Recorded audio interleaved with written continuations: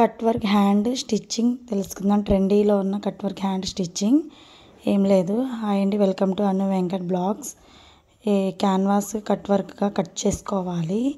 అలా చిన్న చిన్నగా కుట్టు వేయాలి. క్యాన్వాస్కి అంటుకోకుండా సైడ్ నుంచి కుట్టు వేసుకోవాలి. కుట్టు వేసుకున్నాక అవి అలా తయారవుతాయి. తర్వాత చిన్నగా కట్ చేసుకోవాలి.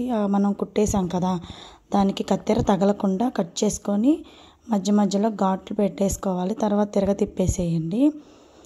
తిప్పేసి దాని మీద మళ్ళీ కుట్టు వేయండి. ఎందుకంటే మనకి నీట్గా కట్స్ బాగా తిరుగుతాయి. అలా కుట్టు వేసేసాక నీట్గా సెట్ చేసేసుకోండి క్లాత్ని.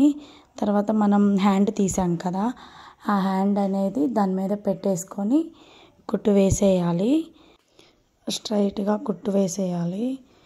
కుట్టు అనేది క్లాత్ అనేది పక్కకు జరగకుండా వేసేయాలి. తర్వాత తిప్పి ఆ క్లాత్ అనేది మడిచేసుకోవాలి.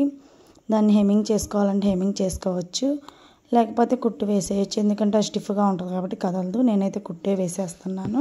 కట్ వర్క్ హ్యాండ్ కటింగ్ కావాలంటే కామెంట్ చేయండి. నచ్చితే లైక్, షేర్, సబ్స్క్రైబ్.